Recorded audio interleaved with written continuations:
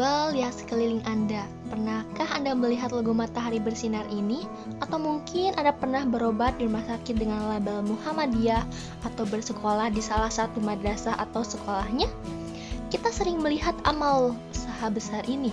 Tapi tahukah Anda siapa sosok di balik ribuan institusi pendidikan dan kesehatan modern yang tersebar di seluruh pelosok negeri ini?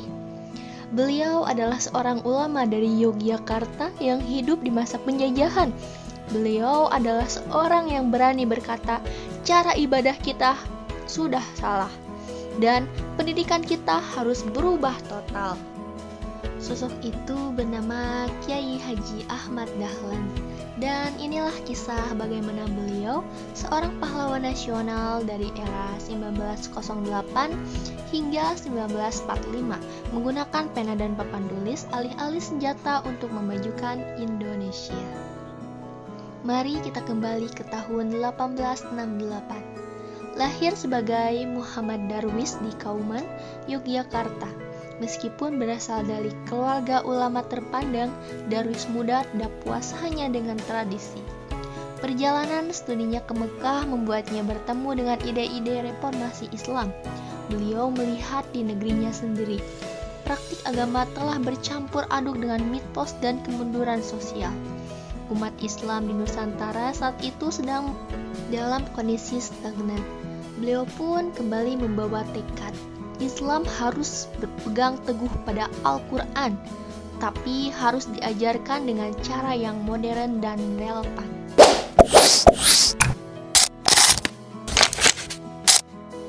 Tahun 1912 menjadi puncaknya. Beliau mendirikan organisasi yang dinamakan Muhammadiyah. Tapi apa aksi pertamanya yang begitu menghebohkan? Salah satu yang paling terkenal adalah upayanya mengoreksi arah kiblat Masjid Agung Kauman yang ternyata melenceng.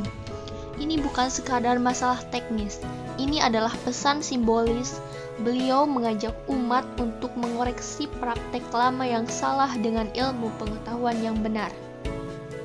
Lebih jauh lagi, Kiai Haji Ahmad Dahlan adalah pelopor sekolah modern berbasis Islam.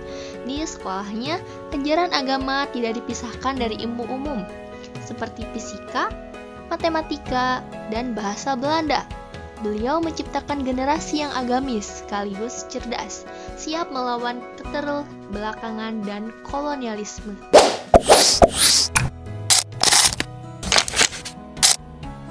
Meskipun beliau wafat pada tahun 1923, organisasinya terus tumbuh pesat sepanjang periode pergerakan nasional. Setiap sekolah, setiap panti asuhan, dan setiap klinik yang didirikan Muhammadiyah adalah bukti nyata perjuangan beliau membela umat bukan hanya dengan ceramah, tapi dengan amal nyata. Kiai Haji Ahmad Dahlan mengajarkan kita bahwa Islam adalah agama yang berkemajuan.